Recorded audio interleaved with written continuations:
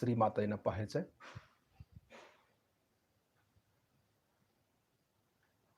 फक्त पाहायचंय. श्रीमाताईंना बघत असताना आपल्या डोक्यातले सगळे विचार आपण काढून टाकायचा प्रयत्न करायचा. सगळं काढून टाकायचं.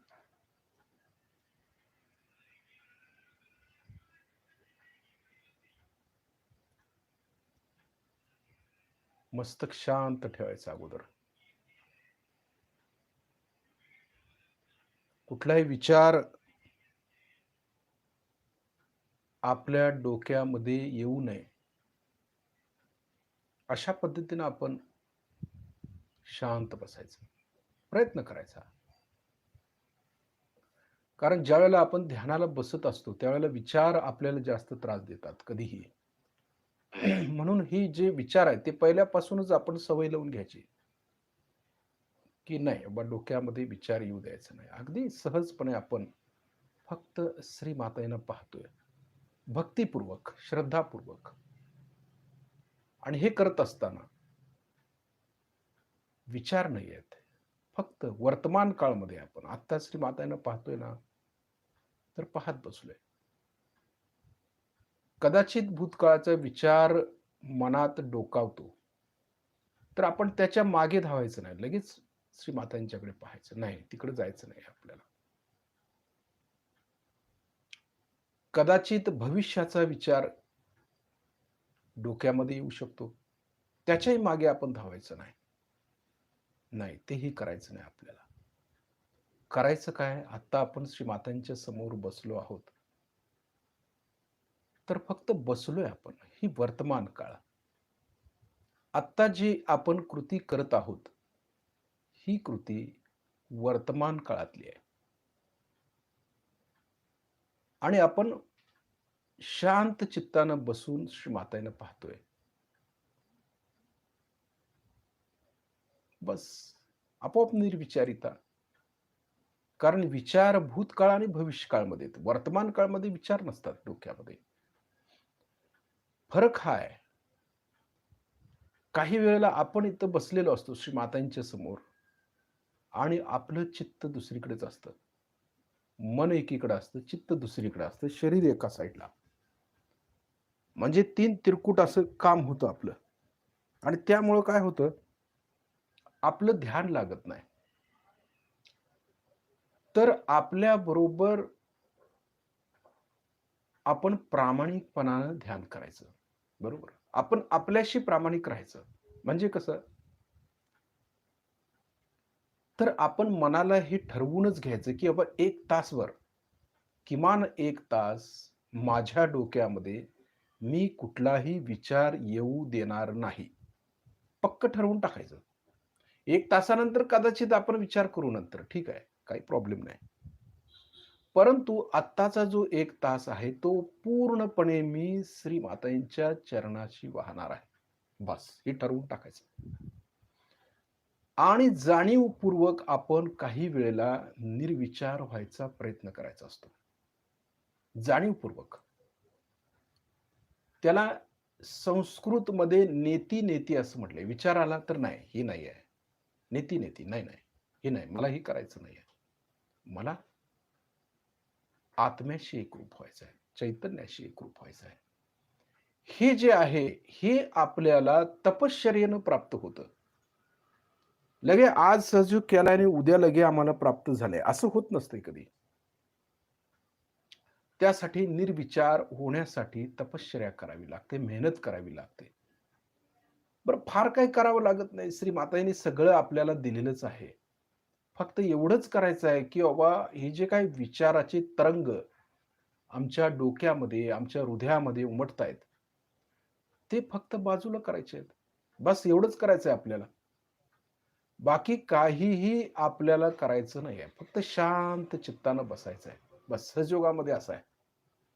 करावं काय लागत नाही बाह्यातून, आतून करायचं आहे सगळं. बाह्यातून काय नाहीये सहजयोग. बाह्यामध्ये आपण पूजन करतो, हवन करतो, ठीक मान्य. परंतु जे करायचं आहे, ते आतून करायचं असतं. त्याग देखील आम्ही करतो, तो आतून करायचा. बाह्यातून कुठं करायला सांगितलंय श्रीमातांनी त्याग? कधीच नाही. आतला त्याग आहे, हा सगळ्यात महत्त्वाचा आहे. आम्ही त्यागी आतून होतो. बाह्यातून आम्ही जगाला दाखवणार नाही आम्ही त्याग केलेला आहे म्हणून. बरं कशासाठी आम्ही त्याग करतोय? आम्ही आमच्या आत्मकल्याणासाठी आम्ही हा त्याग स्वीकारतोय. आणि आम्हाला हे प्राप्त करायचं आहे सहजयोगातून आत्मतत्व. परमात्म्याचं तत्व आम्हाला मिळवायचं आहे म्हणून आम्ही त्याग करतोय. आमचं ध्येय ठरलेलं आहे.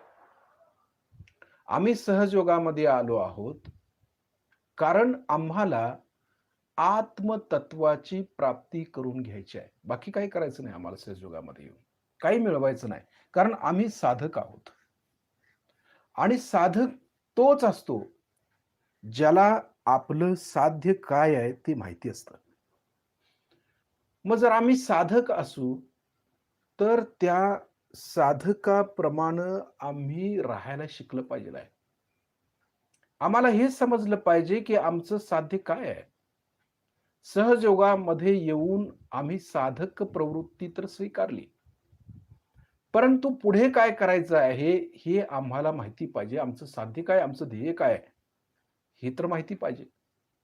मग सहजयोगामध्ये आम्ही आत्मप्राप्तीसाठी आलेलो आहोत. परमेश्वराच्या प्राप्तीसाठी आम्ही सहजयोग करतोय. ना की आम्ही आमचे रोग बरे करण्यासाठी सहजयोगामध्ये आले आहोत. ना की आम्हाला इथं सत्ता मिळवायची आहे किंवा पैसा मिळवायचा आहे. यासाठी आम्ही सहजयोगामध्ये नाही आलेलो. तर आम्हाला श्रीमातांच्याकडून आत्मसाक्षात्कार मिळालेला आहे आणि या आत्म्याचं चिंतन करत आम्ही त्या परमात्म्याशी एकरूप होण्यासाठी आलेलो आहोत. हे आम्ही पक्क लक्षात ठेवलं पाहिजे. त्यालाच साधक म्हणतात. साधक यालाच म्हणतात. नाहीतर सहजयोगामध्ये अनेक सहजयोगी असे आहेत. सत्तेसाठी सहजयोग करतायत. कोणी आर्थिक प्राप्तीसाठी सहजयोग करतोय.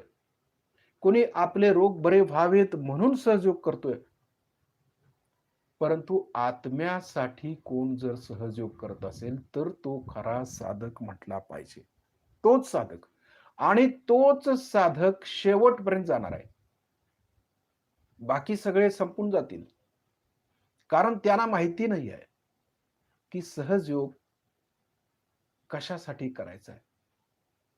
म्हणून हे आपल्याला समजलं पाहिजे, जे खरे साधक आहेत, जे गिरिकंदनामध्ये पूर्वजन्मामध्ये शोधत होते आत्म्याला, तेच आज साधक म्हणून आत्मसाक्षात्कार त्यांनी घेतलेला आहे आणि तेच खरे आत्म्याचे शोधक आहेत. तेच खरे सत्य शोधक आहेत. मग खरे सत्य शोधक कोण आहेत? हेच आम्हाला शोधायचं आहे ना. तेच आम्हाला शोधून त्यांना योग्य दिशेला, योग्य ठिकाणी श्रीमातांच्या चरणाशी कसं राहतील हे बघितलं पाहिजे की नाही. हे कार्य कोणाचं आहे? तर हे कार्य श्रीमातांनी आम्हा सर्व साधकांनाच दिलेलं आहे. जे खरोखर परमेश्वराला शोधत आहेत आणि त्यांना परमेश्वर म्हणजे काय समजलेलं आहे. चैतन्य म्हणजे काय ते समजलेलं आहे. ध्यान कसं करायचं, कुंडलिनी किती उच्च स्थितीला जाते हे ज्यांना समजलेलं आहे, त्यांनीच ते इतर साधकांना सांगायचं आहे. साधकांना आणि असे साधक आपण एकत्र करून त्यांना श्रीमातांच्या चरणाशी आणायचं आहे आणि तेच साधक शेवटपर्यंत टिकणारे आहेत. म्हणून जे रोग बरे करण्यासाठी येतात, ठीक आहे, सहजयोगामध्ये रोग बरे होतात. श्रीमातांनी सांगितलेलं आहे. आजार बरे होतात. त्याच्याबद्दल दुमत नाही. परंतु आम्ही असं आहे, की आजार बरे करणारे म्हणून येतात सहजयोगामध्ये, आजार बरं झाले, की सहजयोगातून बाहेर जातात. त्यानंतर कदाचित त्यांना पुन्हा आजार होऊ शकतो. कारण ते टिकून राहत नाहीत. त्यामुळे दुसरं ज्यांना सत्ता पाहिजे, त्यांना सत्ता लीडरशिप मिळवायची असते, ते लीडरशिप मिळवतात, सहजयोगाच्या बाहेर जातात. अशा बऱ्याच गोष्टी घडतात कारण माताही पण त्यांना देतायत. तुम्ही लीडर व्हा. तुम्हाला पैसा घ्या. तुम्हाला आणखी काय पाहिजे ते सगळं घ्या. म्हणजे त्यांना ते मिळाले, की जे अनावश्यक लोकं सहजयोगामध्ये आलेले आहेत, ते बाजूला फेकले जातात. किंवा श्री माताजी त्यांना महामायेच्या रूपात बाहेर काढतात. म्हणजे हे आपण पक्क लक्षात घेतलं पाहिजे, की आम्ही सहजयोगामध्ये आत्मा प्राप्तीसाठीच आलो आहोत आणि सहजयोग हा आत्मतत्व मिळवण्यासाठीच आहे. बाकी कशासाठी नाही आहे. जे साधक आहेत तेच इथून पुढे टिकणार आहेत. त्यांनाच श्री माताजी सहस्त्रारच्या वरती घेऊन जातील किंवा त्यांना आत्म्याचं परिपूर्ण ज्ञान देतील. असेच साधक टिकतील. जे अनावश्यक लोक आहेत, जे खरोखर ज्यांना आत्मतत्व प्राप्त करून घ्यायचं नाहीये, जे इतर कारणासाठी सहजयोगामध्ये राहिलेले आहेत. ज्यांना प्रसिद्धी पाहिजे, संपत्ती पाहिजे, वैभव पाहिजे, सहजयोगामधून सगळं अहंकार वाढवायचा आहे, अशा लोकांसाठी सहजयोग मुळीच नाही आहे. आणि तेच लोक सहजयोगच्या बाहेर आपोआप फेकले जातील. म्हणूनच आपण टिकून राहायचं आहे, कारण आपण साधक प्रवृत्तीची माणसं आहोत. आम्ही सहजयोगी आहोत, परंतु साधक सहजयोगी आहोत आणि आम्हाला जे साध्य करायचं आहे, ते आम्ही सहजयोगामध्ये येऊन साध्य करणारच आहोत. काही जरी झालं, कितीही त्रास झाला, काही जरी झाले, कितीही निगेटिव्हिटी आली, कितीही मोठं संकट आमच्या समोर उभा ठाकलं, तरी देखील आम्ही आमचं ध्येय सोडणार नाही. अशा प्रवृत्तीचेच साधक आम्हाला पाहिजेत आणि तेच शेवटपर्यंत जाणारे आहेत. नाहीतर जरा कुठलं संकट आलं की झाले डळमळीत सहजयोगी किंवा साधक. नाही बाबा हे कसं काय झालं? मी एवढा सहजयोग करतोय. मला हा त्रास का होतोय? मी तर श्रीमाताजींचं करतोय. मी कायम श्रीमाताजींच्या चरणाशी राहतोय. कायम मी स्तोत्र म्हणतो. श्रीमाताजींच्या बरोबर आहे. कायम सेंटरवरती येतो. मग मला हा त्रास का? असा काही जणांचा सवाल असतो कायम. मी एवढा सहजयोग करतो, मीठ पाण्यामध्ये बसतो, तरी देखील मला हा त्रास का होतो? हे लोकांना समजत नाही किंवा जे साधक आहेत ते असा प्रश्न उपस्थितच करत नाहीत. याचं कारण असं आहे, की जे साधक आहेत, ज्यांना साध्य माहिती आहे, त्यांना कळत असतं, की बाबा ही संकटं का यायला लागलेली आहेत किंवा एवढं बसून देखील हा प्रॉब्लेम का जात नाहीये. तर त्यांना ते समजतं आणि ते मुळापर्यंत जातायत. बघा, मूळ शोधणं गरजेचं असतं. एखादी समस्या आपल्याला आली समजा, आता कोरोनाचं संकट आहे. तर कोरोना वर-वर बघून काय उपयोग नाहीये त्याला. मुळापर्यंत गेलं पाहिजे. बाबा ही काय भानगड आहे? याची चक्र काय आहेत? किंवा का असं लागतं ते? का होतं? माणसं का एवढी दगावतायत? किंवा काय प्रॉब्लेम आहे? आपण तर सहजयोग करतो. तरी देखील सहजयोग्यांना का त्रास आहे हा? हे सगळं आपल्याला ध्यानात गेल्यानंतर त्याचं उत्तर मिळतं. म्हणजे अनावश्यक ज्या बाबी आहेत, समजा एखादं झाड आहे. ते झाड समजा वाढायचं असेल, उंच वाढायचं असेल, तर माळी काय करतो? त्याची काटछाट करतो. म्हणजे त्याच्या फांद्या इकडच्या तिकडच्या कापून ते झाड वाढीला मदत करतो. बघा कसं आहे परमेश्वराचं पण कार्य कसं आहे. तर तो देखील तेच कार्य चालू आहे आता. काटछाट करायचं काम चालू आहे. पण आता हे किती जणांच्या लक्षात येणार आहे माहिती नाही. आपल्याला वाटतं अरे एवढं कसं काय एवढे लोकं त्यांची काटछाट चालू आहे. आणि ते करणारच आहेत त्या बाबतीत त्याचा विषय नाही आहे.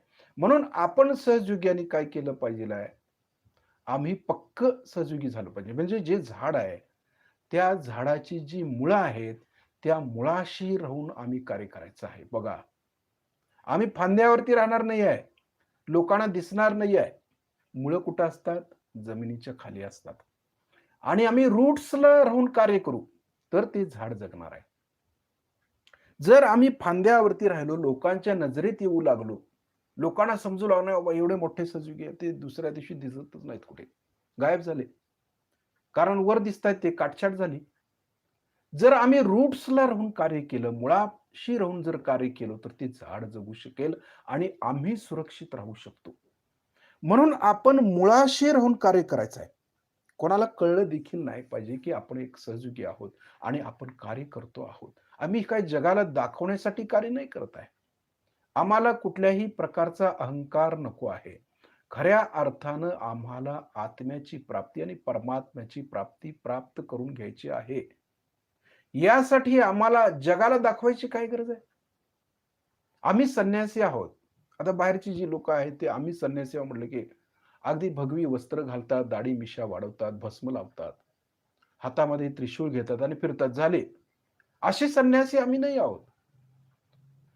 हे जो दिखावापणा आहे, हा दिखावापणाच आता नष्ट होणार आहे. हीच स्थिती आता चालू आहे.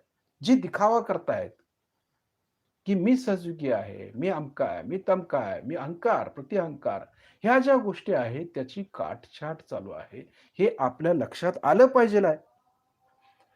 म्हणजे आता आम्ही मागं सरकायची वेळ आलेली आहे. पुढं-पुढं करायची सवय जी होती आमची, ती आता सोडली पाहिजे. आम्ही का पुढं-पुढं करावं? जे पुढं-पुढं करणारे आहेत, ते गायब व्हायला लागलेत आता हळू म्हणून आपण मुळाशी राहून कार्य करायचं आहे. जे आदिशक्तीने आम्हाला कार्य सोपवलं आहे, हे कार्य करायला आम्ही तेवढेच तुल्यबळ सहयोगी झालं पाहिजे आहे. जी श्रीमातांनी आमच्यावरती जबाबदारी सोपवलेली आहे सर्व साधकांच्या वरती, त्यांनी अशाच पद्धतीनं स्ट्राँग सहयोगी झालं पाहिजे आहे. म्हणजे ही जी मुळं आहेत, झाडाची मुळं जी श्रीमातांनी लावलेलं झाड आहे आणि त्याच्या मुळावरती राहून जे कार्य करायला लागलेत ना, त्याच लोकांनी खऱ्या अर्थानं स्ट्राँग होणं गरजेचं आहे. म्हणजे ते सहजयोगाचं झाड जगणार आहे. म्हणून आपण मुळाशी राहून कार्य करायचं आहे. म्हणून कुठलीही समस्या आली, तर आपल्याला मुळापर्यंत जायची आपल्यामध्ये बुद्धी पाहिजे. सुबुद्धी म्हणतो आपण. आणि मुळापर्यंत गेल्यानंतर आपल्या असं लक्षात येईल, की खरोखरच हा जो प्रॉब्लेम आहे, तो विधिलिखित आहे किंवा दैवी आहे. डिव्हाइन आहे तो. डिव्हाइन प्लॅनिंग आहे हे सगळं. हे जोपर्यंत आपल्या लक्षात येत नाही, तोपर्यंत आम्ही मायेमध्येच आहोत. असं म्हणायला काही हरकत नाही आहे. आम्ही प्रयत्न करतो. आम्हाला वाईट वाटतं फार, की एवढं मोठी समस्या आज जगासमोर येऊन ठाकलेली आहे. बऱ्या-बऱ्या, भल्या-भल्या साधकांना हे काही कळेना झालेलं आहे किंवा ते साधक गारच झालेले आहेत. काही सुद्धा समजायच्या आत गोष्टी घडत गेलेल्या आहेत सगळ्या. मग हे सगळं का घडतंय? हे आपल्या हातात आहे का? का आपण फक्त साक्षी भावानं त्याला पाहायचं आहे का? हे बघणं अत्यंत महत्वाचं आहे. कारण हे विधिलिखित आहे, हे दैवी आहे, डिव्हाइन आहे आणि हा दैवी खेळ जो चालू आहे, त्या खेळामध्ये आम्ही एक नाटकाचं काम करतोय. नाटकाचं एक कलाकार आहे आम्ही त्यातलं आणि हा कलाकार जो आहे, तो साधक कलाकार आहे आणि आमच्यावरतीच सर्व इमारत अवलंबून आहे. बघा, जर आम्ही खरे साधक असू, श्री मातांच्या चरणाशी जर आम्ही कायम राहिलो किंवा शस्त्राच्या वरती जर राहिलो, तर इतर साधकांनाही त्याचा उपयोग होणार आहे. म्हणजे आम्ही सहजयोगाच्या मुळाशी जाऊ. आम्हाला खरा सहजयोग माहिती होणं आवश्यक आहे आणि जोपर्यंत आम्ही पूर्णपणे गहनतेमध्ये उतरत नाही, तोपर्यंत आमचाही काही उपयोग नाही. म्हणजे हे सगळं आपल्याला समजणं आवश्यक आहे. याचं ज्ञान येणं अत्यंत आवश्यक आहे. ती वेळ आता आलेली आहे, की आता वर-वर करायचं. हे चालणार नाही आता सहजयुगामध्ये. नाही आम्ही श्री मातांचे लेक्चर ऐकतो. अमकं होतं, तमकं होतं. तर अशा पद्धतीनं न करता आता श्री मातांची जी लेक्चर आहेत ती तर ऐकलीच पाहिजेत आणि ती ऐकून आम्ही श्री माताजी काय म्हणतायत त्याप्रमाणे आचरण केलं पाहिजे. आता ती वेळ आलेली आहे. म्हणजे खरा सहजयोग आता आमच्यामध्ये रुजला पाहिजे. वर-वर करणारे आता काही उपयोग होणार नाही. आम्ही आता गहनात उतरलं पाहिजे आहे आणि जोपर्यंत आम्ही गहनामध्ये उतरणार नाही, तोपर्यंत कुठलाच प्रॉब्लेम आमचा सॉल्व्ह होणार नाही किंवा त्या समस्येचं निराकरण होणार नाही.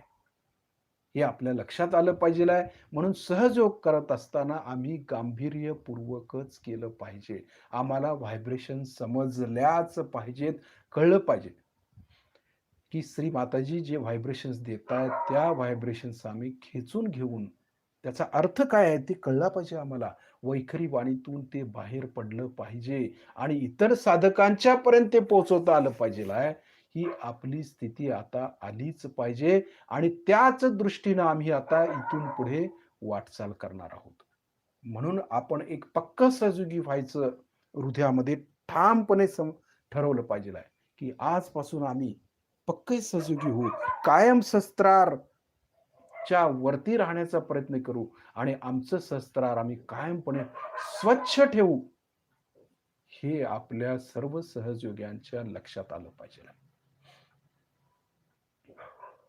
आता श्री मातांना पाहत पाहत आपले डोळे आपण बंद करायचे. शिस्तीत शिस्तीत.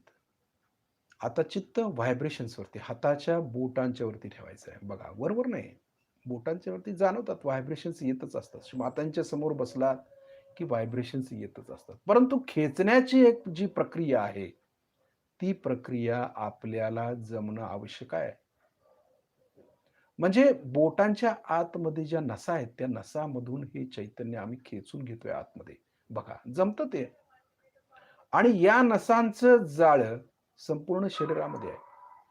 72,000 नाड्या नसा आहेत आपल्या शरीरामध्ये. बघा.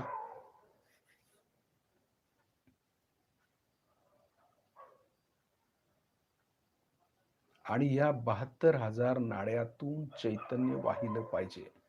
आणि या नसामधूनच प्लेक्सस तयार झालेले आहेत.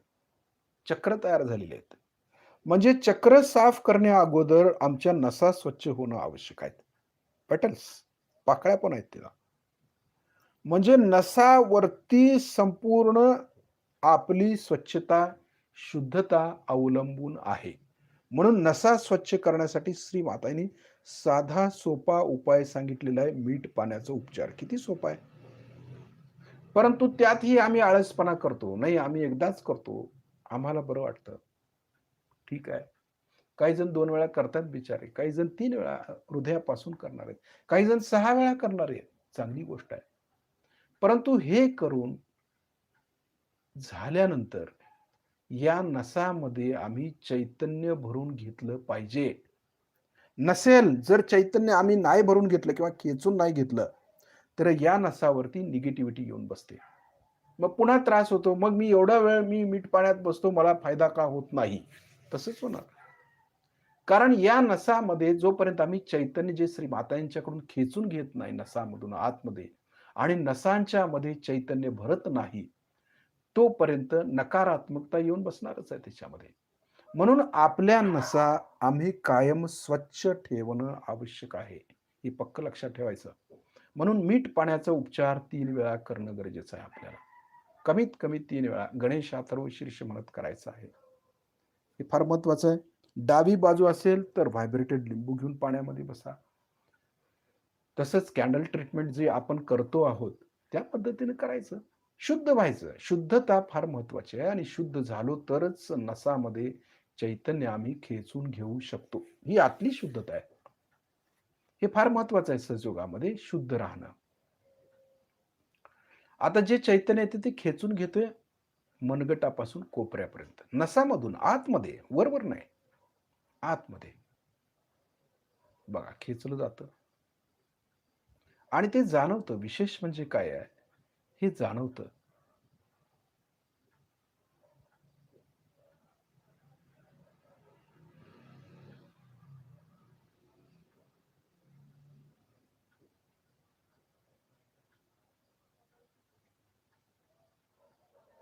बघा, व्हायब्रेशन समजल्या पाहिजे.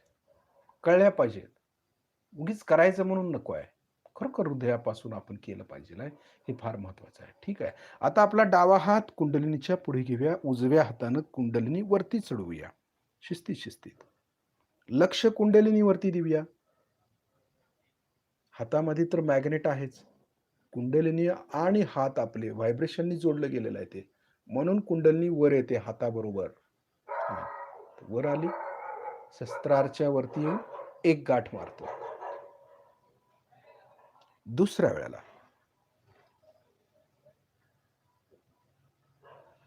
शिस्तीत लक्ष कुंडलिनीवरती आहे. हे फार महत्वाचं आहे. कुंडलिनीवरती चित्त असायला पाहिजे. 2 गाठी मारतोय. तिसऱ्या वेळेला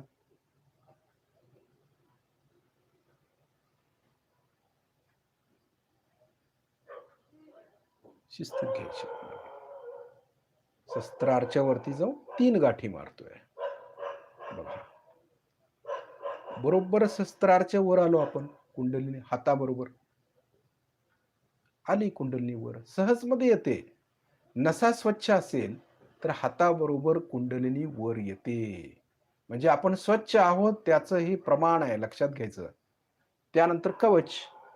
डावीकडून डोक्यावरून उजवीकडे हात. उजवीकडून डोक्यावरून डावीकडे हात. बरोबर आहे? 7 वेळा हे कवच आपण घेतोय. आता लक्ष कवचावरती ठेवायचं, हातावरती नाही.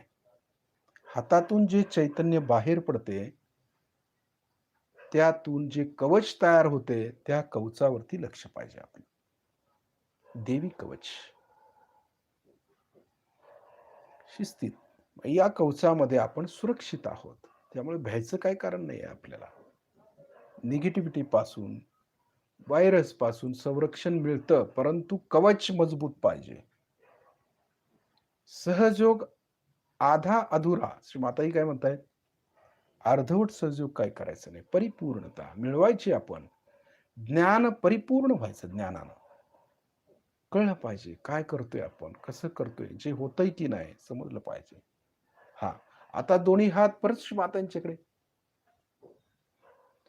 लक्ष हाताच्या बोटांच्या वरती. व्हायब्रेशन्स आता मघासपेक्षा पण जास्त वेगानं वाहतील किंवा खेचल्या जातील आतमध्ये. तसंच कवचावरती पण लक्ष ठेवायचं आपल्याला. बंधन आपल्याला बसलंय की नाही हे पण पाहायला पाहिजे ना. त्यामुळे कवचावरती लक्ष ठेवायचं. बघायचं बसलंय का बंधन आपल्याला. बघणं आवश्यक आहे.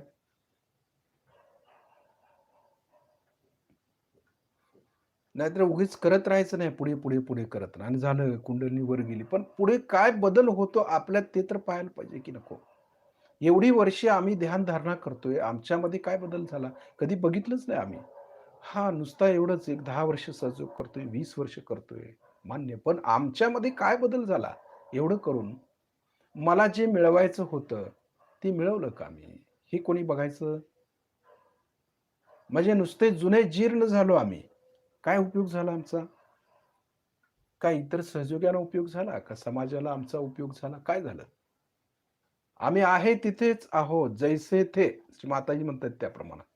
काय मिळवलं? हे महत्वाचं आहे, की आम्ही जे करतो किंवा जे श्री माताजी आपल्याला देत आहेत, त्यामुळे आमच्यात काय बदल घडला, हे बघून इतर लोकं आमच्याकडे येणार आहेत. म्हणजे आम्ही जाहिराती आहोत सहजयोगाच्या. सहजयोगीच जाहिराती आहेत. ही आपल्याला सेपरेट जाहिरात करायची काय गरज आहे?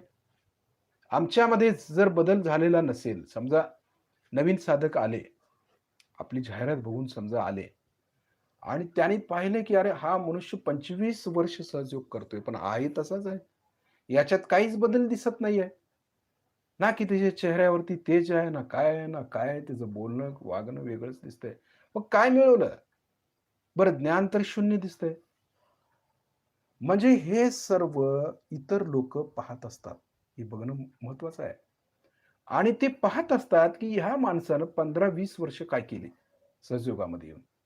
म्हणून आपण हे सगळं पहिला मिळवलं पाहिजे, ज्ञान मिळवलं पाहिजेल आहे आणि मग लोकांच्या नजरेत आलं पाहिजे, की बाबा नाही ही माणसं खरोखर वेगळ्या प्रकारचे ज्ञानी लोकं आहेत. यांना परिपूर्ण नॉलेज आहे सहजयोगाचं. असं परिपूर्ण नॉलेज प्रत्येक साधकाला असणं गरजेचं आहे. आम्ही सर्व सहयोगी अशा पद्धतीनं तयार पाहिजे, सतर्क पाहिजे, दक्ष पाहिजे, की सगळ्याला कुठलाही प्रश्न येऊ दे, आम्ही तो एका पायावरती उभा राहून सोडवू. असे साधक घडले पाहिजेल आहेत आणि असे साधक ज्यावेळी घडतील, त्यावेळेला खऱ्या अर्थानं खरे साधक वाढायला लागतील मग. कळेल त्यांना, नाही वा, अरे मला हेच पाहिजे होतं. अरे मला ह्यामुळेच असंच झालं. मला आता बरं वाटतंय. अमकं-तमकं. असे जे खरे साधक आहेत, ते मग आपल्यापर्यंत पोहोचतात. म्हणून आपण योग्य दिशेनं आणि खऱ्या अर्थानं सहयोग करायचा आहे. उगाच वर-वर करायचं नाहीये आपल्याला. प्रामाणिकपणानं करायचं आहे. आपल्याला हाताच्या बोटावरती समजणं आवश्यक आहे. कळलं पाहिजे बोटावरती नॉलेज आलं पाहिजे. हे बोटावरचं जे ज्ञान आहे, तेच ब्रह्मविद्या म्हणतात त्याला, ब्रह्मविद्या. आणि जे चैतन्य येतं, श्री माताजी जे चैतन्य आपल्याला देतायत, ती निर्मल विद्या. फरक आहे ना यामध्ये? एकाने प्रश्न विचारला होता, निर्मल विद्या म्हणजे काय आणि ब्रह्मविद्या म्हणजे काय? निर्मल विद्या म्हणजे श्री माताजींची विद्या, जे चैतन्यातून श्री माताजी आपल्याला देत आहेत. चैतन्य देणं म्हणजे निर्मल, शुद्ध करतायत, शुद्ध विद्या आहे. म्हणजे चैतन्य देतायत फक्त. ते आम्ही घेतोय शोषून. ती निर्मल विद्या. आणि ब्रह्मविद्या म्हणजे हे चैतन्य आतमध्ये आल्यानंतर जे नॉलेज आम्हाला मिळतं, चक्रांचं नॉलेज, की हे चक्र पकडलंय, ते पकडलेलं आहे. हे स्वच्छ आहे, ते अशुद्ध आहे. हे जे कळतं ते ब्रह्मज्ञान. फरक लक्षात येतोय? हे लक्षात घेणं आवश्यक आहे. आता आपला उजवा हात हृदयावरती ठेवूया. इथं म्हणूया, श्री माताजी आपल्या परमकृपेत मी शुद्ध आत्मा आहे, पवित्र आत्मा आहे, निर्मळ आत्मा आहे. त्याच वेळेला आपण काय करायचं आहे, हे जे स्थूल देह आहे, त्यातून परमचैतन्याचा देह वेगळा काढायचा, सूक्ष्म करायचा आणि तो हृदयामध्ये आणायचा. बघा, त्यालाही हात, पाय, डोकं सगळं आहे. आपण जसं बसलोय स्थूलात, स्थूल देह, तसा सूक्ष्म देह हृदयामध्ये. लगे आला पाहिजे. मी आत्मा आहे ना, मी आत्मा. झालो. बघितलं आम्ही स्वतःला. स्वतःला पाहिलो. आत्मन्ना आत्मनस्य. मी स्वतः स्वतःला पाहतोय, त्याच्यामध्ये एकरूप होतोय. श्री माताजी, आपल्या परमकृपेत मी शुद्ध आत्मा आहे. पवित्र आत्मा आहे. म्हणजे लक्ष आत्म्याकडे गेले की नाही. मी आत्मा आहे. म्हणजे शरीराच्या पलीकडे गेलो आपण. देहाच्या पलीकडे गेलो. देहातीत झालो. म्हणजे रोग जे होणार आहेत ते देहाला होणार आहेत. आत्म्याला होणार आहेत का क्लेश? नाही होणार आहे. कारण लक्ष आत्म्याकडे आहे आमचं. त्यामुळे जे आत्मसाक्षात्कारी आहेत ते मृत्यूला घाबरत नाहीत कधी. कारण त्यांना माहिती आहे शरीराचं मृत्यू होणार आहे. आत्म्याचं होणार नाहीये. त्यामुळं कधी ना कधी आपल्याला हा देह सोडावा लागतो. विषय तो नाहीये. कपडे बदलल्यासारखा आहे. गीतेमध्ये सांगितलं ना, मनुष्यानं फक्त कपडे बदलायचे. देह सोडायचं म्हणजे काय? हे कपडे काढायचे, दुसरे कपडे घालायचे आहेत. म्हणजे देह हा नश्वर आहे आणि आत्मा हा अजर आणि अमर आहे. तो शिव आहे आणि तो मी आहे. हे ज्यावेळेला आपल्याला परिपूर्णपणे समजतं, त्यावेळेलाच खरा आत्मसाक्षात्कार होतो. मग आता जे आम्हाला वाटतं किंवा नाही, ही वरवरची ही चुणूक आहे श्रीमातांनी दिलेली. चुणूक, की हा रस्ता दाखवलाय श्रीमातांनी. ह्या रस्त्यानं आपण जायचंय बस. पण आम्ही काय करतो, तो रस्ता पाहत बसतो नुसता. हां, छान रस्ता, बरा आहे, चांगला आहे. झाडी वगैरे लावलेली आहेत, फुलं लावलेली आहेत, छान आहे रस्ता. पण या रस्त्याने आम्हाला जायचं आहे, हे आम्ही विसरतो. म्हणजे मायेत अडकतो ना. अजूनही मायेत अडकतो. म्हणून आम्हाला आता वाटचाल केली पाहिजे की पुढे. किती वर्ष असंच बसणार आहोत? आता पुढे-पुढे जायला पाहिजे. किती वर्ष पहिलीतच बसायचं आहे. आता कॉलेजमध्ये पर्यंत जायचं आहे आम्हाला. ते शिक्षण घ्यायला नको का? म्हणून हे करत असताना ध्यान नंतर जी धारणा आहे, ती आम्हाला करणं आवश्यक आहे. धारणा काय करायची आहे? मी आत्मा आहे. म्हटलं ध्यान झालं हे. धारणा काय? तर प्रत्यक्ष आम्ही मी आत्मा बनलो पाहिजे. म्हणजे हा स्थूल देह, त्याबरोबर हा सूक्ष्म देह म्हणजे मी आहे, ते कळणं आवश्यक आहे. तो मी आहे. आणि हे ज्या दिवशी आपल्याला समजेल, की सतत 24 तास, नाही बाबा हे शरीर नाहीये, मी आत्मा आहे. म्हणजे शरीर तर चालतंय आपलं, हात-पाय चाललेले दिसतायत, परंतु आत्मा हा वेगळा आहे. आणि हे जे ज्ञान होईल आपल्याला, ते खरं ज्ञान. ते ब्रह्मज्ञानानं प्राप्त होतं खरं ज्ञान. हे महत्वाचं आहे. म्हणून आपण म्हणतोय, श्री माताजी आपल्या परमकृपेत मी शुद्ध आत्मा आहे, पवित्र आत्मा आहे, निर्मळ आत्मा आहे.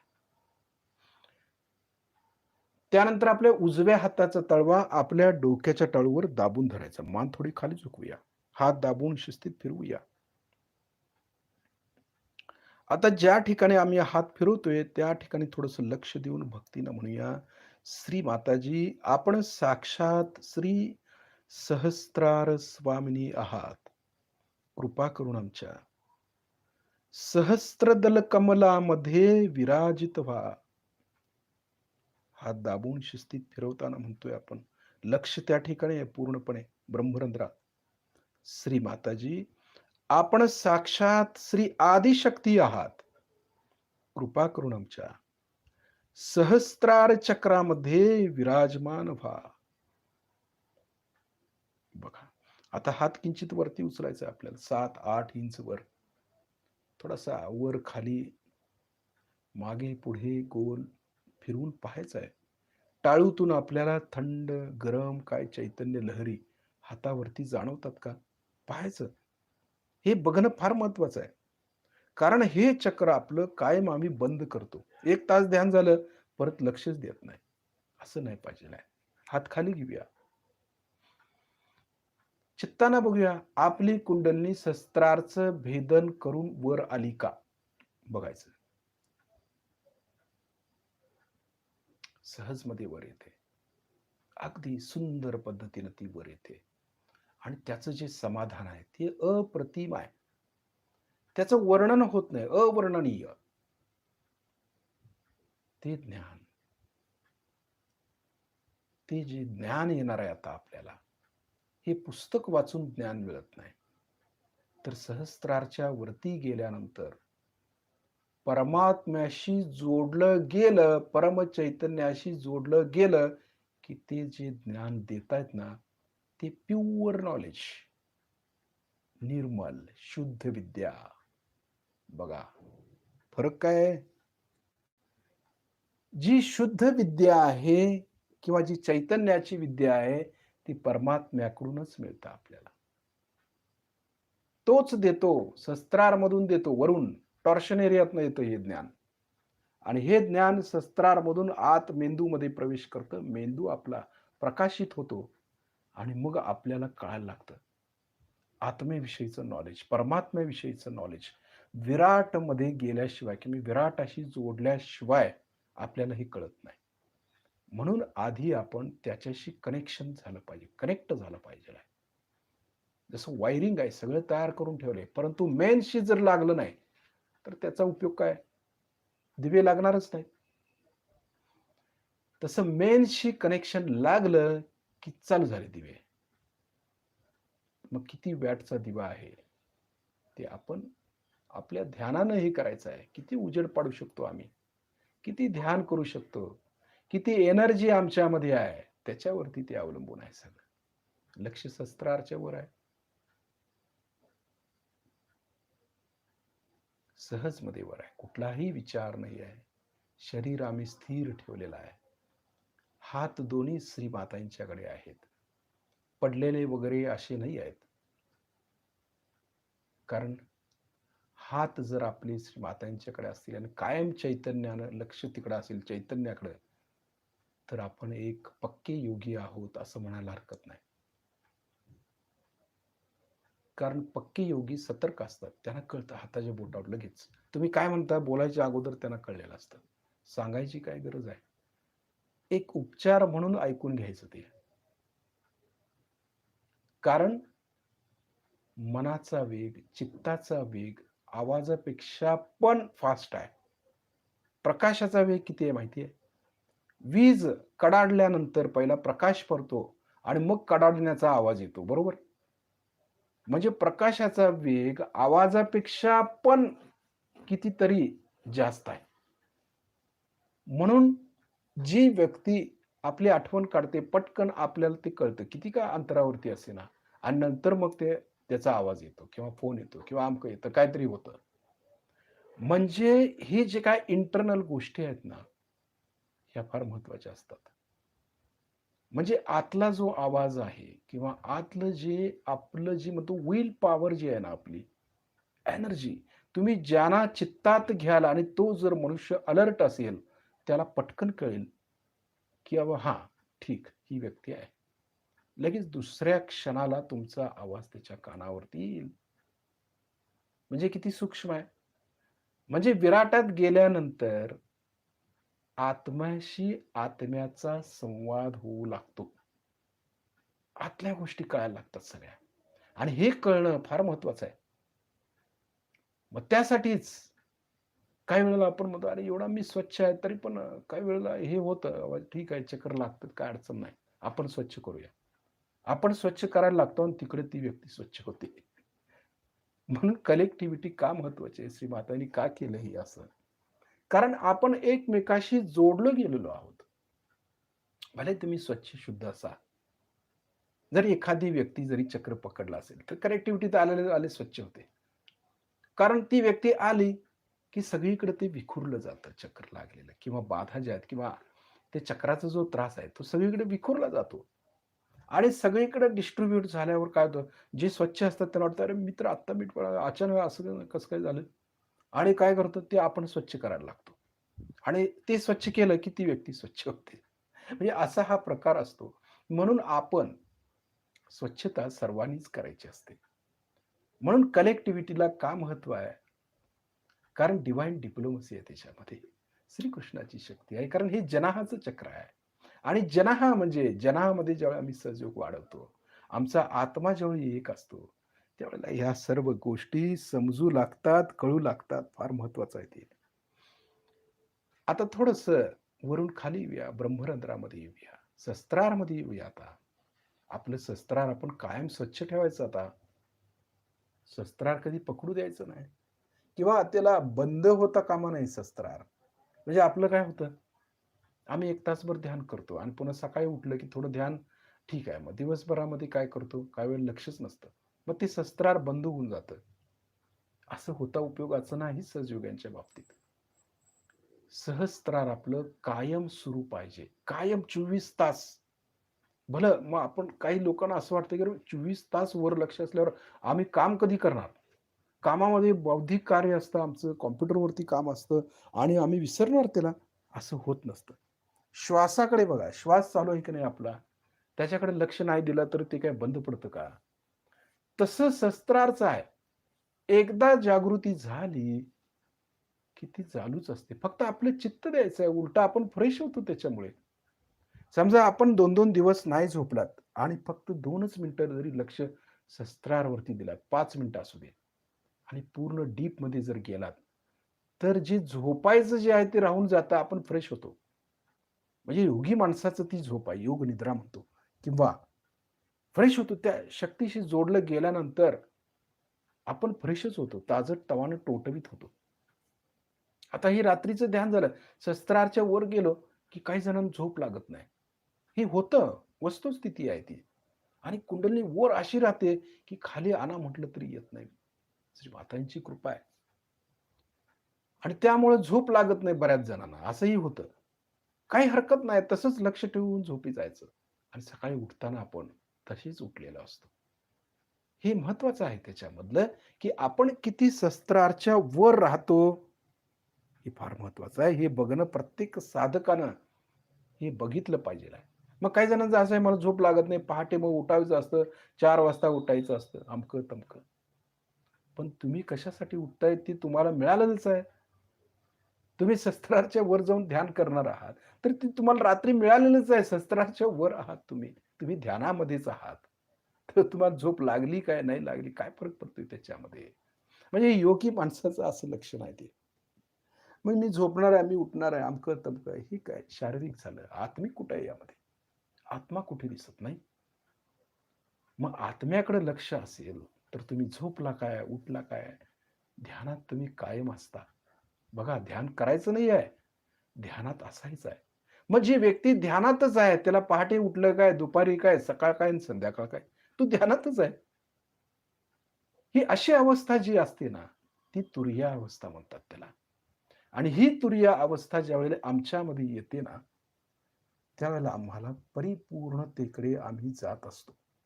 कारण आम्ही कायम जोडलेलो असतो त्याच्याशी. कायम 24 तास. मग उठा, झोपा, काहीही करा. आपण करतच नाही. करणारा तो परमेश्वर आहे. श्री माताजी आहेत. त्या करवून घेत आहेत. आणि त्यामुळं आपण आपलं राहत नाही, आपण त्याचं होतो. 24 तासामध्ये काय झोपलोय, काय खाल्लोय, काही माहिती नाही. काही कळत नाही. का? त्याच्याशी जोडलं गेलं. कुठं लक्ष आहे? लक्ष तिकडं आहे आमचं. खाण्याकडे नाही आहे, शरीराकडे नाही आहे, झोपण्याकडे नाही आहे. ही अशी अवस्था ज्यावेळेला आमची होईल, त्यावेळेला आम्ही हळू-हळू गहनतेकडे वाटचाल करू लागतो. हे आपण पक्क लक्षात घेतलं पाहिजे. लक्ष शस्त्रामध्ये आणि त्याच्या आजूबाजूला ब्रह्मरंध्र आणि त्याच्या आजूबाजूला लक्ष ठेवायचं. आणि शस्त्रार आपलं कायम स्वच्छ ठेवायचं, उघडं ठेवायचं. शनिवार आहे आज. रोज तेल घालायचं झोपताना शस्त्रारवरती. थोडंसं चोळायचं शस्त्रारला. दर शनिवारी घालायचं. नसेल तर रोज संध्याकाळी झोपताना, रात्री झोपताना तेल लावून झोपायचं सहस्त्रारला. स्वच्छ ठेवायचं. म्हणजे ते गरम होत नाही टाळू. थंड राहतो आणि कुंडलिनी सहजमध्ये वर येऊ शकते. हं. आता ब्रह्मरंध्रातून थोडं खाली येऊया. आज्ञामध्ये येऊया. बघा येते काय?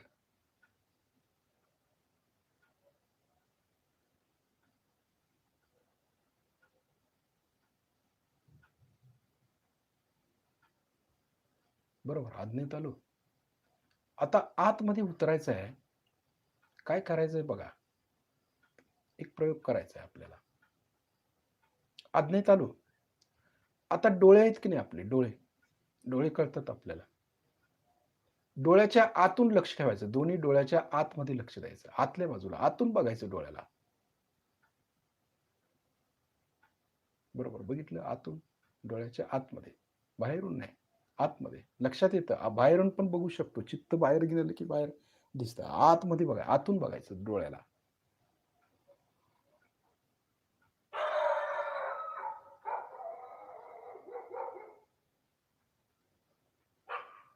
बरोबर? आतून बघायचं. आता कान आहेत. कानाच्या आतमध्ये बघायचं. कानाच्या आतमध्ये. कान बाहेर पण आहेत. कानाच्या आतमध्ये. कळतं? कानाच्या आतमध्ये आपण बघू शकतो. हे महत्वाचं आहे.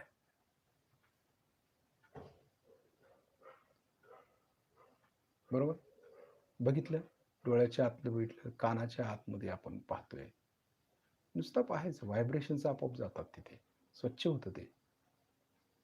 आता नाकाच्या आतमध्ये बघायचं. नाकाच्या आतमध्ये काय भानगड आहे?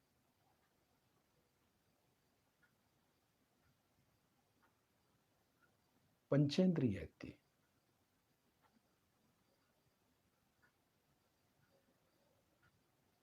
हे मुद्दाम बघायचं आहे आपल्याला. कारण विशुद्धी बळकट होण्यासाठी आहे. नाकाच्या आतलं. आता तोंडाच्या आतलं बघायचं. दात वगैरे. दाताकडे लक्ष आहे. जीभ. बघा जिभेवरती लक्ष द्या. शेंड्यापासून जीभ कुठपर्यंत आहे मागे बघा. जिभेवर लक्ष द्या.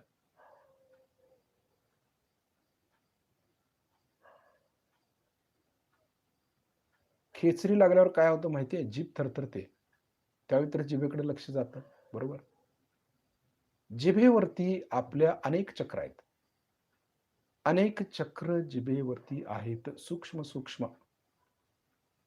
जिभेच्या शेंड्यावरती आहेत. मागे एक आहे. इकडच्या साईडला एक आहे. त्याच्या मागे एक आहे. हे हळू कळायला येईल आपल्याला. आपण बघितलं डोळ्याच्या आतमध्ये लक्ष दिलं, कानाच्या आतमध्ये दिलं, अजूनही देतोय. डोळ्याच्या आतमध्ये बघा, कानाच्या आतमध्ये बघा, नाकाच्या आतमध्ये बघा. लक्ष द्यायचं नुसतं, चित्त द्यायचं.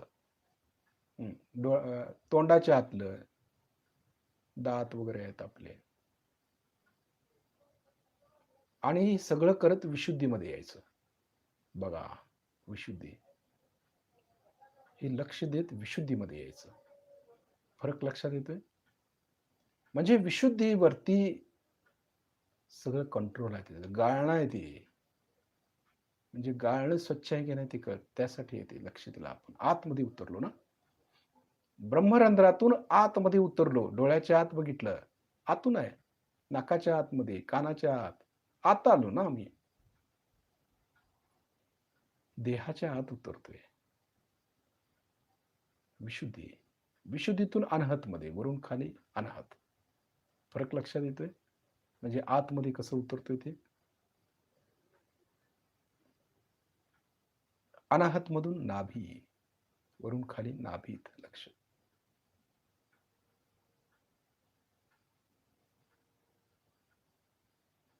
नाभी स्वच्छ पाहिजे आपली कायम. शुद्ध पाहिजे.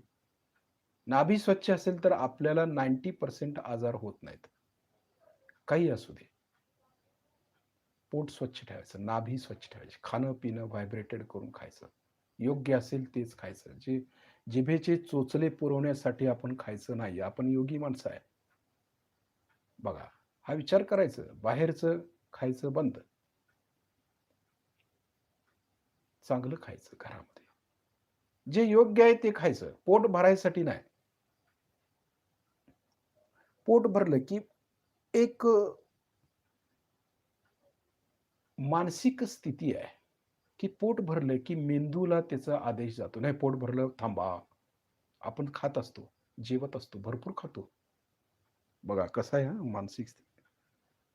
खात असतो. भाकरी खातो, चपाती खातो, भाज्या खातो, भात खातो, ताक पितो वर. मग आदेश जातो पोटातनं मेंदूला, नाही पोट भरलेलं आहे, आता स्टॉप. लगे आपल्याला ढेकर येते. भरलं. म्हणजे पोट भरणं महत्वाचं आहे का मेंदूला आदेश गेला पाहिजे, नाही बाबा आता भरलेला आहे, स्टॉप करा. त्याचा आपल्याला काय म्हणजे या दोन्हीपैकी आपल्याला उपयोग काय आहे? आदेशाचा उपयोग आहे का पोट भरल्याचा उपयोग आहे? जर समजा आपण फळं खाल्ली नुसता किंवा सॅलड खाल्लं. आता सॅलड आम्ही चावून गाजर चावून खावं लागतं. भरपूर चावावं लागतं. गाजर भरपूर चावावं लागतं. मटकी चावावी लागते. भरपूर चावून खाऊन आम्ही गिळतो त्याला आणि एवढं-एवढं जरी खाल्लं, किती एक आपण जेवतो त्यापेक्षा एक 50% देखील आपल्या पोटामध्ये जात नाही आणि पोटातून मेंदूला आदेश जातो, पोट भरले थांबा. फरक लक्षात येतोय? हे महत्वाचं आहे त्यातलं. म्हणजे आपण नुसताच पोट भरतोय, आपल्याला जे योग्य आहे ते आम्ही खातच नाही कधी. हे महत्वाचं आहे त्यातलं. आणि हे जर आम्हाला समजलं, तर आम्ही योगी झालो. तोपर्यंत योगी नाही. नाभीतून स्वादिष्ठानमध्ये वरून खाली लक्ष स्वादिष्ठान. स्वादिष्ठानमधून मूलाधार. आता वरून खाली लक्ष पूर्णपणे मूलाधारमध्ये. गणेश तत्व.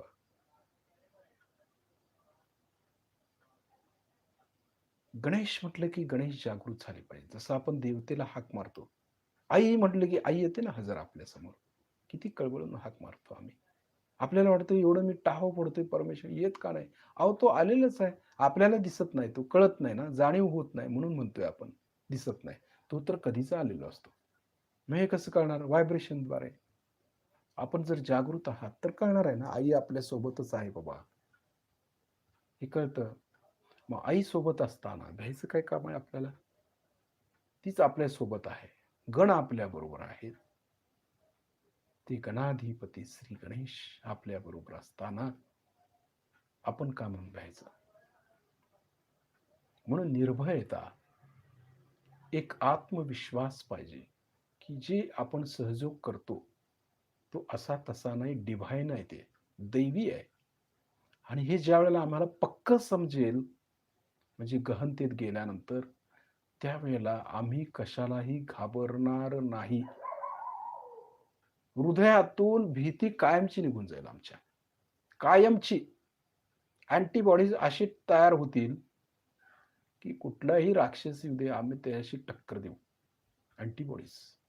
हे देवीचे गण आहेत ना ते. अँटिबॉडीज म्हणजे काय? देवीचे गण. ही भावना, ही जी धारणा आहे ना, ही धारणा व्हायला पाहिजे आमच्यात. आणि जर धारणा नाही झाली, तर काही उपयोग नाही आहे आपला सहयोग करून. धारणा होणं महत्वाचं आहे, की मी योगी आहे, मी सहजयोगी आहे, पक्का सहजयोगी आहे. हे ज्यावेळेला आपल्याला समजेल, त्याच वेळेला गण आपल्याला मदत करतात, श्री गणेश आपल्याला मदत करतात. लक्ष थोडं मूलाधारकडे देऊया. श्री माताजी, आपण साक्षात श्री निर्मल गणेश आहात.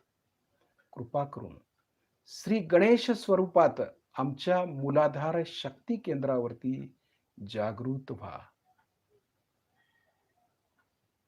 भक्तीनं म्हणतोय आपण हे सगळं. कृपया जागृत व्हा. व आपण जागृत झाला असाल तर परमचैतन्याद्वारे, सुगंधाद्वारे आम्हाला त्याची जाणीव करून द्या. लगेच व्हायब्रेशन्स मध्ये फरक पडला पाहिजे. कारण आपण भक्तीनं हाक मारली ना गणेशाला, ते लगेच तत्पर आहेत. ते चिरंजीव आहेत. हनुमानजी चिरंजीव आहेत. ते आपल्या आसपासच खेळतायत. ती वाट पाहतायत. आपण कधी त्यांना बोलवतो, कधी आपल्यासाठी कार्य आहे, वाट पाहतात. म्हणून गण जे असतात ना, ते आपल्या अंगा खांद्यावरती खेळत असतात. बघा आपल्या लक्षात येत नाही. आपण ज्यावेळी पूर्ण ध्यानाच्या गहनतेमध्ये जातो, त्यावेळेला हे गण आपल्या अंगा खांद्यावरती खेळत असतात. त्यामुळे आपल्याला काही वेळेला गार वाटतं कुठेतरी. एकदम हातावरती गार झालं बाबा. खांद्यावर कसं काय गार झालं? कपाळावरती एकदम कसं गार झालं? असं वाटतं आपल्याला. पाठीवर होतं एकदम. का होतं? कारण गण अंगावरती असतात आपल्या. म्हणून ध्यान झाल्यानंतर हळू हालचाल करावी. कारण गणांना धक्का लागू शकतो. बघा हे फार महत्वाचं आहे. म्हणून हळू डोळे उघडावेत, हळू सगळ्या कृती करावीत, हळू भानावरती यावं आणि मग शिस्तीत उठावं. म्हणजे गणांना धक्का लागत नाही. त्यांना आपण आवाहन केलेलं असतं, ते आलेले असतात आणि व्हायब्रेशन नंतर कळतच ते. परंतु शरीरावरती पण आलेले असतात ते. म्हणजे हे सगळं डिव्हाइन असल्यामुळे हे सांगायची वेळ येते. दैवी आहे सगळं हे. आणि याची अनुभूती आपण घेऊ शकतो. म्हणून हालायचं नसतं जास्त थोडं. श्री गणेशजी, आपणच आमचे वडील बंधू आहात. कृपा करून आम्हाला आपल्यासारखे शक्तिशाली बनवा. त्याची आज गरज आहे. आम्हाला शक्तिशाली बनवा. आम्ही निःशक्त झालो तर कार्य कसं होणार आहे? आम्ही लढणार कसं? म्हणून आम्हाला आपल्यासारखे शक्तिशाली बनवा. श्री गणेशजी, आपल्यासारखी अबोधिता आमच्यात येऊ दे. अबोध बालक, लहान बालक असतं ना, अबोध असतं. त्याला काय कळत नाही. निष्पाप, तशी निष्पापता आमच्यात येऊ दे. तर कार्य होईल ना पुढचं. आणि आपण जर निष्पाप आहे, तर कुठलाही राक्षस कसा आपल्याला त्रास देईल? कुठला व्हायरस कशाला काय त्रास देतोय? अबोधिताला काही पकडू शकत नाही. कारण त्याला संरक्षण परमात्म्याचं असतं. आपल्याला माहिती आहे कितीतरी मोठा ऍक्सिडेंट झाला तर लहान मुलं वाचतात त्यातून. कारण अबोधिता आणि अबोधितेचं रक्षण परमात्मा करत असतो. म्हणून ती अबोधिता आमच्यामध्ये यावी. ती निष्पापता आमच्यात यावी. श्री गणेशजी, कृपा करून आम्हाला संतुलन प्रदान करा. संतुलित व्यक्तिमत्व बनवा. त्यांच्याकडूनच संतुलन येतं. गणेश तत्वावर थोडं लक्ष आहे आपलं. आता ते चक्र कसं फिरतं प्रत्येक व्यक्तिमत्वावरती अवलंबून आहे. आपली किती भक्ती आहे त्याच्यावरती सर्व अवलंबून आहे. वेगवेगळ्या पद्धतीने फिरत असतं ते. आणि कायम लक्ष दिलं तर कायम फिरत असतं ते. किती आनंद आहे त्यात. आपण भौतिकतेच्या किती पलीकडे आहोत त्याच्यावर सगळं अवलंबून आहे. का आम्ही भौतिकतेत अडकलोय, आम्ही सत्तेत अडकलोय, आम्ही पैशात अडकलोय, आम्ही लिडरशिपमध्ये अडकलोय, तर अजून मूलाधारमध्येच आहे. फरक लक्षात आला? आम्ही अजून भौतिकतेत आहोत तर गणेश आपल्यावरती जागृत नाहीत आपल्यात. ते नाराज आहेत आपल्यावर. का? कारण त्याला ठोकर मारावी लागते भौतिकतेला, तेव्हा कुठे गणेश जागृत होत आहेत. तोपर्यंत नाही होत. आम्ही तिथंच आहे अजून खाली. वर कुठे आलोय? म्हणून आम्हाला वरती येण्यासाठी चैतन्यच पाहिजे. आत्माच मिळवायचा आहे. तेव्हा कुठे आम्ही वर येऊ. नाहीतर बाकीचे आहेत असे अजून मूलाधारमध्येच अडकलेत. तसं नको आहे. आपण एक खरेखुरे साधक होऊया. गणेशांच्या सारखं निर्मळ, स्वच्छ, अबोध, निष्पाप बनायचा प्रयत्न करूया. काही मिळवायचं नाही. फक्त आईची मुलं होऊन त्यांच्या चरणाशी राहायचं आहे. काही नको लिडरशिप की. काही नको मोठे पण ते. आईची मुलं होऊन राहूया. गणेशासारखं होऊन राहूया ना. तर कुठं कार्य घटित होणार आहे? नाहीतर हे सगळं संपणारच आहेत सगळे असे तसे. जे गणेश तत्वातले आईच्या चरणाशी ते आई सांभाळून घेईल त्यांना. म्हणून तसे बनायचा प्रयत्न करायचा आम्हाला. आता मूलाधार मधून वरती येऊया. स्वादिष्ठान. शिस्तीत वर यायचं. स्वादिष्ठान मधून नाभी. हळूहळू यायचं. नाभी. बघा, नाभीतून अनाहत. शिस्तीत आलं की कळतं चक्र काय आहे, कसं आहे. ती देवता जागृत झाली बाबा. त्याचा आनंद घेत वर यायचा आहे. नुसता भरभर भरभर लक्ष द्यायचं आणि वर यायचं असं नसतो सहजयोग. आनंदासाठी आहे ना, आपल्या आनंद मिळाला पाहिजे. हृदयातून विशुद्धी, खालून वर विशुद्धी, विशुद्धीतून आज्ञा, आज्ञेतून शस्त्रार, शस्त्रांमधून वरती थंडगार चैतन्य लहरीवर अगदी उसळी मारतात. खरोखर अशी जाणीव होते की बस असं वाटतं तसंच राहावं, अगदी तल्लीन व्हावं. असं होतं ते काय, कलेक्टिव्हिटी एवढी मजबूत झालेली आहे, इच्छाशक्ती एवढी तीव्र आहे सगळे सहयोग्यांची की बस खाली येत नाही. ते पूर्ण लक्षात शस्त्राच्या वर आकाश तत्वामध्ये जायचं, हळूहळू जायचं, बरोबर नाही. त्याचा आनंद घ्यायचा आहे. काय करायचंय दुसरं, करतो काय दुसरं. आनंद, आनंदाच्या सागरात पोहतोय. काय करतोय, आनंदाच्या सागरात पोहतोय. ही स्थिती आहे, आपली अवस्था आहे ती, ही तुरीय अवस्था. एक प्रकारचा वेगळा सुगंध देखील आपल्यात येत असतो, कारण गणेश जागृत झाले, गणेश आपल्यातून कार्य करतायत. किती महत्वाचं आहे. आणि तेच आपल्याला घेऊन जात आहेत सदाशिवांच्याकडे. त्यांची भक्ती फार महत्वाची आहे. या भक्तीतूनच सगळं कार्य होणार आहे. त्यांच्याशी एकरूप झालं की तेच येतात पुढे, तेच घेऊन जातात, तेच करतात सगळं. आपल्याला काहीच करावं लागत नाही, घेऊन जातात वर. पूर्ण लक्ष शस्त्राच्या वर, अगदी सुगंधानं भरून टाकतात सगळं. कळतं, आले ते समजत काय प्रचंड आहे. पूर्ण लक्ष शस्त्राच्या वर, थोडस ध्यानाच्या त्या स्थितीमध्ये त्याचा आनंद घेऊया, निरा आनंद. 4 मिनिटं बसूया, 3-4 मिनिटं शस्त्राच्या वर लक्ष ठेवून.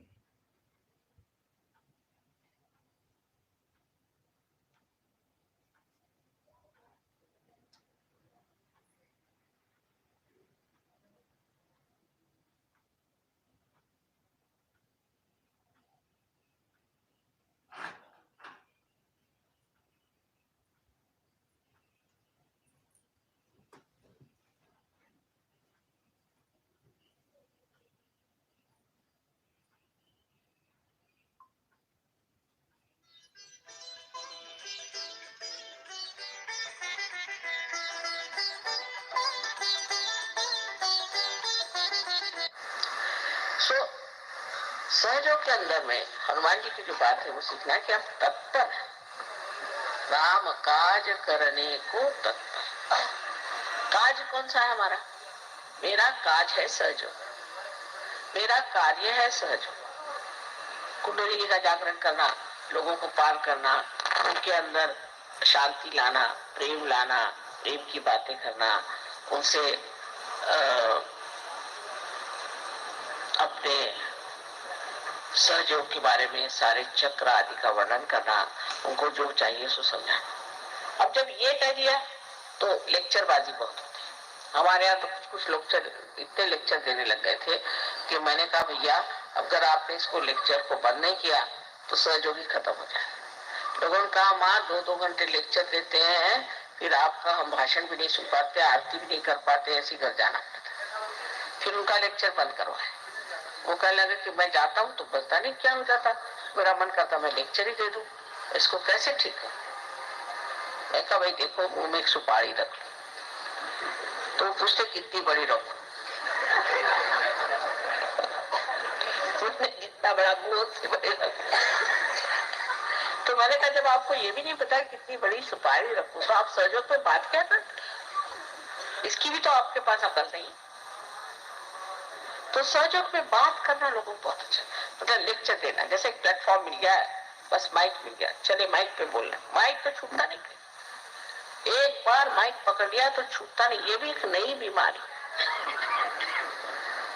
अब उसमें समझ ये लेना है कि काहे को लेक्चर देना, माँ के इतने लेक्चर है भाई, ये सुनो। तो अब जब भी फंक्शन आप लोगों का यहाँ ये हो, उसमें आप मेरा एक चाहे तो वीडियो लगा दो, चाहे तो मेरा टेप सुना दो, उसके बाद उनको कागज पेंसिल दे दो कि मैं तुमको जो कुछ लिखना है लिखो, कोई प्रश्न हो बता दो, और उसके बाद में उनकी जागृति कर दो और उनसे कहना कि नेक्स्ट टाइम आपको जो कुछ प्रॉब्लम है लिखे लाइए। तो शुरू उनका जो प्रॉब्लम है, किसी बीमारी है, किसी को तकलीफ है, कुछ है। अब ऐसे भी लोग हैं कि जो एक आदमी है, अब वो कलकत्ते भी आएगा किसी को ठीक करने, वो जाएगा, उसको जाना हो तो अब लोग बुला रहे हैं कि तुम वहां चलो ठीक करने के लिए रशिया में। एक ही आदमी हनुमान जी जैसे दौड़ता है, इधर से उधर, उधर से उधर, बस। सब लोग आप ठीक कर सकते, सब लोग आप लोगों को ठीक कर सकते हैं, सब औरतें ठीक कर सकती हैं, आदमी ठीक कर सकते हैं, पर कोई हाथ ही नहीं डालता। लेक्चर देने से यह है कि सब लोग देखें कितने लोगों को बीमारी ठीक करते। पता नहीं क्या बात है कि एक ही आदमी अभी तक सारे हिंदुस्तान में है जो लोगों को ठीक कर सकता है। हालांकि लंदन में कम से कम 15-20 लोग हैं जो लोगों को ठीक करते हैं, फ्रांस में लोग हैं वो लोगों को ठीक करते हैं। तो ये ठीक करने का तरीका क्या है, ये सीख लेना चाहिए और बंधन लेकर के ठीक करना चाहिए लोगों को। उसके लिए अब आप क्या बाहर से बुलाएंगे लोगों को, और आप सहयोगी किस दिन के लिए आप बैज लगा के घूमते हैं, आप ठीक भी नहीं कर सकते, फिर बैज उतार दो। अपने को भी नहीं ठीक कर सकते, अपनी भी बीमारी नहीं ठीक कर सकते, तो दूसरों क्या ठीक कर। तो ये बात होनी चाहिए कि सबको ठीक करने का इलोधार जो है उसकी सबको शक्ति दे दी गई, उसको आप लोग सीख लें, उसको मास्टर करें।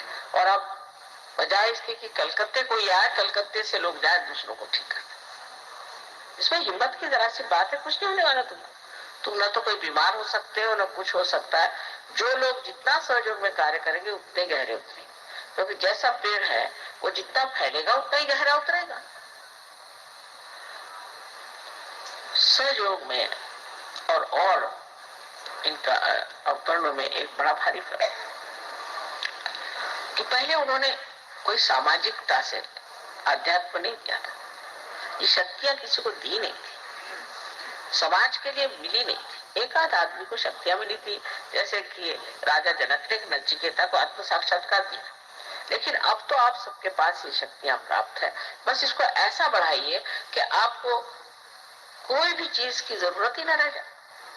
आप अपनी तबीयत ठीक कर लीजिए, दूसरों की तबीयत ठीक कर लीजिए, आप सहयोग समझ लीजिए, सब कुछ आपके पास है। लेकिन अभी भी आपका चित्त पता नहीं कहाँ घूम रहा है, आप लोग पता नहीं किस चीज के पीछे में भाग रहे हैं कि अभी आपने इस चीज को पकड़ा ही नहीं। सहयोग में सबके लिए सिर्फ वरदान के सिवा कुछ है, आपको कोई चीज की भी कमी नहीं रह जाएगी। पर आप सहयोग के लिए कुछ करें तब तो ना, और नहीं करते तो भी वरदान मिलता है। जिसको देखते हो बिजनेस बढ़ गया, किसी की नौकरी बढ़ गई, किसी की ये हो गया, किसी की वो हो गया, सबको कुछ न कुछ चीज मिलती ही जा रही है। कोई भी उनको त्याग नहीं करना पड़ा। एक तो हम आपसे बताएं कि जब ये फ्रीडम का हुआ था कि देश को फ्री करना है, तो हम ही को लोगों ने कितना सताया था, बर्फ में लिटाया, इलेक्ट्रिक के शॉक दिए, हमारे पिताजी जेल में गए कितने बार, माँ जेल में गई, हम लोगों के घर बिक गए, हम लोग झोपड़ियों में रहने लग गए, कोठरी बिक गई, कितना सैक्रिफाइस किया। अरे वैसा तो कुछ करना ही नहीं है आपको, पर सब लेना ही लेना नहीं होना चाहिए, देना भी होना चाहिए। अगर एक दरवाजा खुला है तो दूसरा दरवाजा भी खोलना चाहिए। एक ही दरवाजा खोलने से नहीं होता। सब बताएंगे माँ मेरा ये भला हो गया, मेरा वो भला हो गया, तुमने किसका भला किया? इस चीज पर ध्यान देना चाहिए कि हमने कौन सा भला काम किया। पर नेतागिरी के लिए बहुत झगड़े हैं कि कौन नेता होगा, ये बड़े झगड़े हैं। सब बना बनाए स्टेज है, आप नेता पे आपको जान लेना चाहिए कि ये सब माँ का खेल है। किस दिन आप नीचे गिर जाएंगे वहां से आपको पता होना चाहिए। खासकर औरतों को तो बिल्कुल ऐसे चक्कर में आना ही नहीं चाहिए, उनको फौरन ऊपर से नीचे गिरना पड़े। और आदमियों को भी समझ लेना चाहिए कि इसमें नेता वेता कोई है नहीं, ये सब माँ ने बनाया हुआ खेल है, और इस चक्कर में आना ही नहीं। मैंने कह दिया अच्छा चलो लीडर्स आ जाए, काय के लीडर्स और काय करके, सब एक खेल बनाया माँ ने, इसमें लीडर्स वीडर्स कोई नहीं है। सिर्फ यह है कि देखा जा रहा है कि आप कितना तोड़ सकते हो। अगर आपके अहंकार चढ़ गया तो गए आप, वो फौरन दिखाई दे। सहयोग में कोई चीज छिपती नहीं, सब चीज सामने आ जाती। मैं कुछ कहूं या ना कहूं, वो अपने आप मुंह पे ताला लगा के उतर आते अपने आप। हम लीडर है, देखा क्या कल मुंह में ताला लगा लिया, भाई क्यों? पहले हमने ये खराब काम कर। तो लीडर पे और जिम्मेदारी आ जाती है कि हम और अच्छे और नम्र और मीठे और प्यारे बन जाए, और सबको मिला के सबकी पूछ करके सबके से चले। अब ये सब चीजें आज रामचंद्र जी के विशेष दिवस पर हमें मानना चाहिए कि उन्होंने जो कुछ भी जीवन में करके दिखाया, उसका कुछ भी अंश हम करके दिखाया तो माँ के जीवन को भी चार चांद लग जाए। उन्होंने इतने दिन वनवास किया, वनवास में रहे, जंगलों में बगैर कुछ पहने हुए घूमे फिरे, कितनी मेहनत कर, और सिर्फ अपने पिता की आज्ञा मानने के लिए उन्होंने कार्य किया। अब मेरी आज्ञा मानने के लिए आप लोग सिर्फ कोई वनवास जाने की जरूरत नहीं, आपको नंगे पैर घूमने की जरूरत नहीं, भूखे रहने की जरूरत नहीं, कुछ रहने की जरूरत, सब व्यवस्था है। लेकिन सहयोग में आपको लोगों को ठीक करना आना चाहिए, लोगों की बीमारियां ठीक करनी आनी चाहिए, और आपको सहयोग के बारे में सब कुछ मालूम होना चाहिए। और सबसे बड़ी जाननी चाहिए चीज कि सहयोग ये प्रेम है, ये प्रेम की शक्ति जो कार्य करा और कोई नहीं, और उसी से सब लोगों का भला हो सकता है। ये कोई एक आदमी के लिए नहीं है, एक विशेष लोगों के लिए नहीं है, ये कोई एक देश के लिए नहीं है, ये है सारे विश्व के लिए।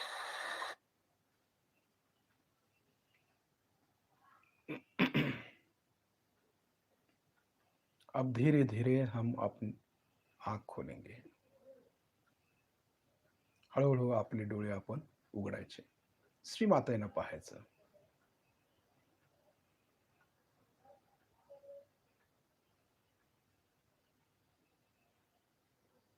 लक्ष शस्त्राच्या वरती बघतोय श्रीमाताईनं, व्हायब्रेशन्स कडे पण लक्ष आहे. ही स्थिती आहे.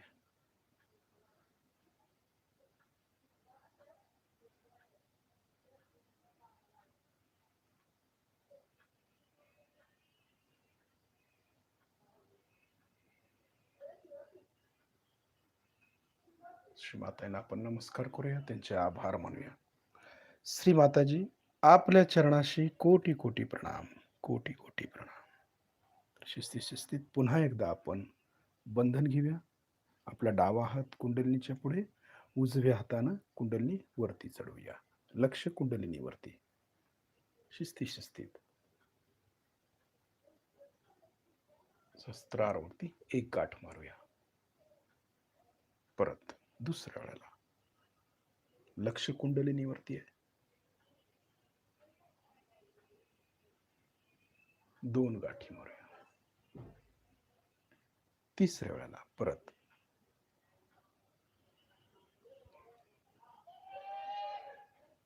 कुंडलिनीवरती लक्ष, 3 गाठी मारतोय.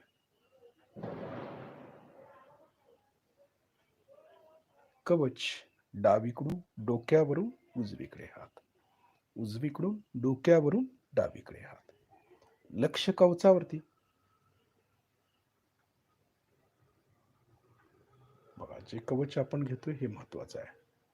ज्या व्हायब्रेशन्स आपल्याला मिळतात गहनतेत गेल्यानंतर, कुठल्या देवतेच्या, त्या देवतेच्या व्हायब्रेशनने आपण हे कवच घेतोय, म्हणजे सदाशिवांच्या, सदाशिव तत्वापर्यंत जातो आपण. तिथल्या व्हायब्रेशन म्हणजे शिव कवच झालं हे. सुरुवातीला आपण देवी कवच, त्यानंतर शेवटी शिव कवच. लक्ष कवचावरती आहे, हे महत्वाचं आहे.